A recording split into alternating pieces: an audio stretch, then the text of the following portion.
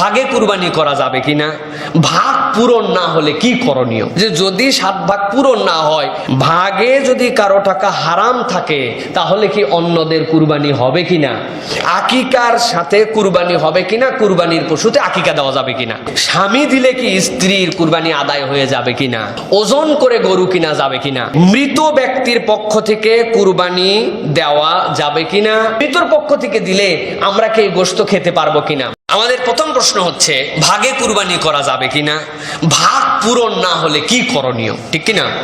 1 নম্বর প্রশ্নের উত্তরে বলবো ইজমাউল উম্মাহ, একদম মাইনর কিছু মানুষ ছাড়া 7 ভাগে গরুতে, উটে, মহিষে আমাদের জন্য দেওয়া বৈধ। 7 ভাগে কুরবানি করবেন পরিবারের পক্ষ থেকে, ব্যক্তিগত পক্ষ থেকে, নিজের বাড়িতে, সফরে যেখানে থাকেন, আপনার জন্য 7 ভাগে কুরবানি করা বৈধ এবং হালাল। এটা আপনি 7টা নামে আপনি একটা পশুর থেকে কুরবানি করতে পারবেন। দ্বিতীয় প্রশ্ন হচ্ছে যে যদি 7 ভাগ পূরণ না হয়, আমাদের দেশে একটা রেওয়াজ আছে, হুজুর আমরা 3 জন মিলে দিচ্ছি, 4 জন মিলে 4 ভাগ, আরেকটা তো হয় না।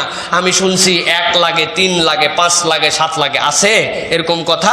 এরকম কথার সাথে শরীয়তে ইসলামের কোনো অস্তিত্ব নাই। 2 জন মিলে 2 ভাগ 5 ভাগ করে থাক, অথবা আপনি 3 জন মিলে দিছেন দেন, 5 জন দিছেন, 1 জন দিছেন, কোনো সমস্যা নাই। 7টা অংশ আল্লাহ রাসূল সাল্লাল্লাহু আলাইহি সাল্লাম বলে দিয়ে গেছেন, আপনি এখান থেকে আদায় করে দিবেন, আপনার আদায় হয়ে যাবে। 3 নম্বর প্রশ্ন হচ্ছে ভাগে যদি কারো টাকা হারাম থাকে, তাহলে কি অন্যদের কুরবানি হবে কিনা। এই মাসলাটা একটুখানি আমাদের জন্য গুরুত্বপূর্ণ। সেটা হচ্ছে আমি যাকে আমার সাথে নিব, আমার দায়িত্ব হচ্ছে কুরবানির যাকে আমি অংশগ্রহণ করাচ্ছি, এরকম পছন্দনীয় ভালো মানুষ, এরকম মানুষকে আমার জন্য নেওয়া উচিত। এটা আপনার আমার জন্য দায়িত্ব, এবং তাদেরকে বলে নিতে হবে যে ভাই আমরা কিন্তু এটা কুরবানি, আমরা 7 জন মিলে এক পশুতে দিচ্ছি, আমরা কেউ যেন আমাদের অন্যায় টাকা, হারাম টাকা এর মধ্যে যুক্ত না করি। ধরুন এইগুলো সব কন্ডিশনে করলেন, এরপরেও কেউ একজন হারাম টাকা দিছে, পরবর্তীতে আপনি জানতে পারলেন ওই লোকের টাকার মধ্যে ঝামেলা ছিল, হারাম ছিল, আপনার কুরবানি হবে না হবে না? আপনার কুরবানি হবে ইনশাল্লাহ। আপনার কুরবানি হবে। কি জন্য হবে? ধরেন আপনার যে গরু ছাগল, এর মধ্যে আল্লাহ রাসূল সাল্লাল্লাহু আলাইহি সাল্লাম 7টা ছাগলের সমান, 7টা ভেড়া পশুর সমান একটা পশুর মধ্যে ভাগ দিয়েছেন। আপনার মহল্লায় 7টা ভেড়া কিনে 7 জন কুরবানি দিচ্ছে, একজন ডাহা টাকা হারাম টাকা দিয়ে এর মধ্যে কুরবানি দিচ্ছে। যেহেতু 7 জনই ভেড়া কিনছিল, 7 জন আলাদা, একজনের টাকা হারাম, বাকি 6 জনের কুরবানি নষ্ট হয়ে যাবে। তাই তো? বুঝছেন তো? আপনারা জেগে আছেন না ঘুমায় গেছেন? নষ্ট হবে? হবে না।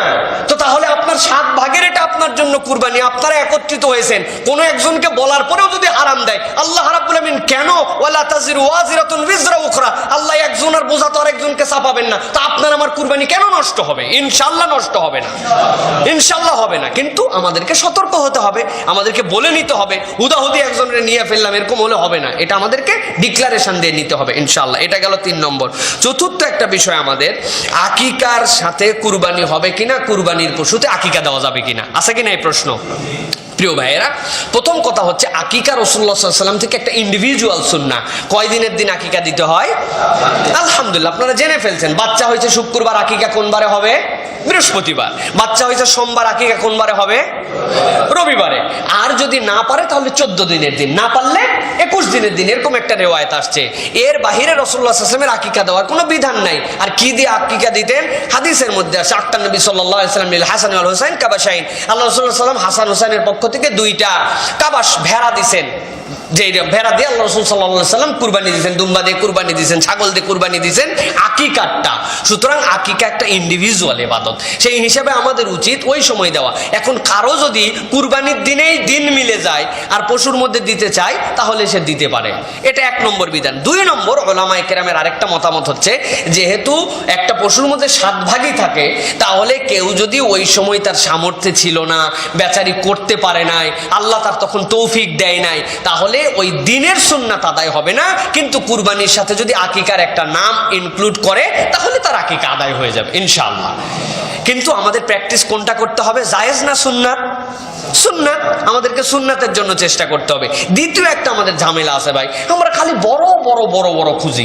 আপনার যতটুকু আল্লাহ সামর্থ্য দিছে, 5-6 হাজার টাকায় একটা ছাগল পাওয়া যায়, এ তো লোক দেখানোর কারবার নাই। আল্লাহ রসুলের একটা সুন্নাত, বাচ্চা কাচ্চার জন্য কল্যাণ, আল্লাহ রসুল বলেছেন, আপনি এটা আদায় করে দিলেন, তাহলেই তো হয়ে যায়। তো আল্লাহ রাব্বুল আলামিন তৌফিক দান করুক। তারপরেও কেউ যদি আকিকা কুরবানির সাথে দেন আদায় হবে ইনশাআল্লাহ, তবে এটা সাহাবায়ে কেরামদের প্র্যাকটিস ছিল না, জায়েজ কিন্তু সুন্নাত নয়। এরপরের প্রশ্ন হচ্ছে, স্বামী দিলে কি স্ত্রীর কুরবানি আদায় হয়ে যাবে কিনা? আছে কিন্তু আমাদের মধ্যে স্ত্রীও চাকরি বাকরি করেন, টাকা পয়সা তার আছে, জাকাত দেন, কিন্তু উনি কুরবানি দেন না, স্বামীর কুরবানিতে উনার হয়ে যাচ্ছে। জি না ভাই, যদি কারো কাছে জিলহজ মাসের 10, 11, 12 এই 3 দিনের মধ্যে জাকাতের যে নেশাব হলে জাকাত দিতে হয়, এই 3 দিন 1 বছর লাগবে না, এই পরিমাণ টাকা যদি আপনার কাছে থাকে, এই পরিমাণ টাকা থাকলে আপনার একটা ছাগল দিয়ে হলেও আপনার কুরবানি দিতে হবে। আপনার স্ত্রীর যদি কুরবানি ফরজ না হয়, নেশাব পরিমাণ সম্পত্তি না হয়, তাহলে তার প্রতি কুরবানি ওয়াজিব হয় নাই।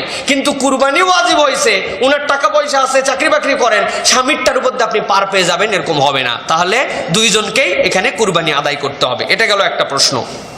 এবার একটা প্রশ্ন, ওজন করে গরু কিনা যাবে কিনা? আছে কিন্তু আমাদের এখন যে ওজন করে একদম কষাই নিয়ে গেছি একটা, যাওয়ার পরে আর এত তাক, হাফ কেজি 1 কেজি শুধু উল্টাপাল্টা হয়, গরুর ধরলেই বলে দিতে পারে গরুর এই কেজি ওজন। এরপরে ক্যালকুলেটর দিয়ে টাকা পয়সা ভাগ যোগ করে আমরা বাইর করছি যে এটা ঠিক হচ্ছে কিনা, কিনে পড়তা হচ্ছে কিনা। এরকম যদি আমরা করি, এখানে 2টা মাসালা আমাদের জন্য।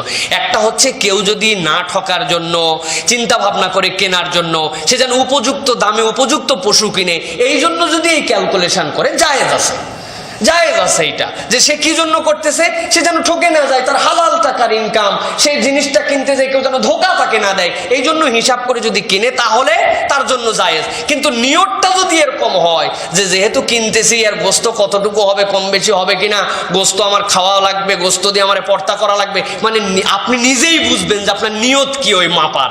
আপনার নিয়তটা যদি এরকম 2 নম্বর নিয়ত হয়, তাহলে আর কুরবানি হবে কি না হবে এই ফতোয়া আমারে দেওয়া লাগবে না, উনি নিজেই দিতে পারবে। এরপরে আরেকটি প্রশ্ন, সর্বশেষ, মৃত ব্যক্তির পক্ষ থেকে কুরবানি দেওয়া যাবে কিনা, আর দিলে সেই গোস্ত আমাদের খাওয়া যাবে কিনা? আছে কিনা আমাদের মধ্যে এইটা একটা সেন্সিটিভ ইস্যু। সেটা হচ্ছে মৃত ব্যক্তির পক্ষ থেকে কুরবানি দেওয়া, মৃতের নামে কুরবানি দেওয়া। রাসূলুল্লাহ সাল্লাল্লাহু আলাইহি সাল্লামের আমল থেকে আমরা একটা হাদিসের মধ্যে পাই, রাসূলুল্লাহ সাল্লাল্লাহু আলাইহি সাল্লাম কুরবানি দিয়েছেন। এই কুরবানির একটা অংশের মধ্যে বলছেন, ওয়ামান লাম ইউদাহি মিন উম্মতি মুহাম্মাদিন সাল্লাল্লাহু আলাইহি সাল্লাম, আমি আমার উম্মতে মুহাম্মাদের যারা কুরবানি দিতে পারছে না, তাদের পক্ষ থেকে আমি কুরবানি দিলাম। এই হাদিসের মধ্যে উসুল পাওয়া যায়। উসুলটা কি? ব্যক্তির নাম উল্লেখ না করা। আপনি আপনার পশু কুরবানি দিচ্ছেন, পশু কুরবানিতে আপনি আপনার পক্ষ দিচ্ছেন, আপনার স্ত্রীর পক্ষ থেকে আল্লাহর দেওয়া সম্পদ দিয়ে আল্লাহর জন্য দিচ্ছেন, আপনি আপনার পরিবারের সকলকে শামিল করবেন। আল্লাহ রাসূল যেরকম একদম সামগ্রিক শামিল করছেন, আল্লাহ এইটা কোনো ইন্ডিভিজুয়াল ব্যক্তির নামে না, আমার দাদা, তার দাদা, আমার বংশ, আমার স্ত্রীর বংশ, আমাদের পরিবারের যারাই মৃত হয়ে গেছেন সকলের পক্ষ থেকে আমি কুরবানি দিলাম, এর একটা সওয়াব তাদের আমলনামায় পৌঁছায় দিও। সুবহানাল্লাহি ওয়া বিহামদি। এটা হচ্ছে রাসূল সাল্লাল্লাহু আলাইহি ওয়াসাল্লামের সুন্নাত তরিকা। তারপরেও কেউ উলামায়ে কেরাম বলেছেন, কেউ যদি মৃত ব্যক্তির পক্ষ থেকেও কুরবানি দেয় তাহলে এটা জায়েজ, কিন্তু এটা সুন্নতের প্র্যাকটিসের মধ্যে নয়। সুতরাং আল্লাহ রাসূলের দেখানো পদ্ধতিটা আমাদের গ্রহণ করা উচিত, যে আল্লাহ আমি খালি কেন আমার বাপ রাখবো, আমার দাদারে কেন বাদ দিব? আমার ওয়াইফটা আমার বাড়িতে আছে, আমি কেন তার বাপরে শুধু রাখবো, তার দাদারে কেন বাদ দিব? আল্লাহ আমাদের পরিবারের সকল মৃতদের পক্ষ থেকে আমি কুরবানি আদায় করলাম। তাহলে কত সুন্দর হলো। তার মানে বোঝা যাচ্ছে যে আমি মৃত ব্যক্তিদের পক্ষ থেকেও কুরবানি আদায় করতে পারি, কিন্তু সুন্নাত তরিকাটা এইটা, এইভাবে যদি আমরা করি সেটা আমাদের জন্য সর্বোত্তম হবে। জি হ্যাঁ, একসাথেই দেওয়া যাবে, একটার মধ্যেই এইটা পুরোটা, একটা অংশের মধ্যেই পুরোটা যাবে। এইটা সর্বশেষ একটা কথা বলে শেষ করে দিব। আমাদের মধ্যে একটা জিনিস আছে যে এই মৃতর পক্ষ থেকে দিলে আমরা কি এই গোশত খেতে পারবো কিনা? ভাই, গোশত পুরাটা খাওয়ার জন্য মুসলমানরা কুরবানি দেয় না, আপনাকে কিছু অংশ হাদিয়া করতেই হবে। যখন আপনি কেবল একটা ইন্ডিভিজুয়াল মৃতর পক্ষ থেকে আপনি কুরবানি দিচ্ছেন, আল্লাহ তৌফিক দিয়েছে, কিন্তু তাহলে ওই মৃতর অংশ তো তিনিও খেতে পারলেন না, তার পরিবারও খেতে পারলো না, আপনি পুরাটা খাবেন কোন মনে করে?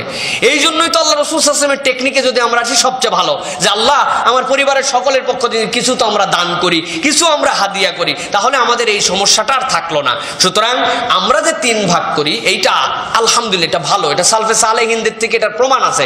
যদিও সাহাবী এবং রাসূল সাল্লাল্লাহু আলাইহি ওয়াসাল্লামের সময় একদম মেপে কাটায় 3 ভাগ করা হয় নাই, কিন্তু সুলুসুলি নাফসিহি ওয়া সুলুসুলিল ফুকারা ওয়াল মাসাকিন, 1/3 অংশ নিজের জন্য, 1/3 অংশ পরিবারের যারা আত্মীয় স্বজন আছেন তাদের জন্য, ফকিরের জন্য এটা ভালো পদ্ধতি। কিন্তু কিছু কম বেশি করে ফেললে যে আমার কুরবানি হবে না, ক্ষতি হয়ে যাবে, দেখছিস ও দেখলাম যে 2 ভাগই রাখলো, সকালবেলা 11টার পরে 3-4 জন ফকিরে দেওয়ার পর দরজা লাগাই দিছে, কেমনে কুরবানি হলো? আর কুরবানিটাই নষ্ট করলো। আমরা বলি কিনা এত মুফতি, আমরা এই সকল ফতোয়াবাজি করবেন না প্রিয় ভাইরা। উনার পরিবারের দরকার আছে, পুরো কুরবানি খাবে। আমার পরিবারের দরকার নেই, আমি পুরোটা দান করে দেবো, আপনার ঠেকানোর কোনো দরকার আছে? তো সুতরাং শরীয়ত আপনাকে যত পর্যন্ত ওয়াসাআত দিয়েছে তত পর্যন্ত আমরা মেনে নেই। আল্লাহ রাব্বুল আমিন আমাদেরকে বুঝ দান করুক, আমাদের কুরবানিগুলো আল্লাহর জন্য করার মতো মন মানসিকতা তৌফিক দান করুক। আল্লাহুম্মা আমিন।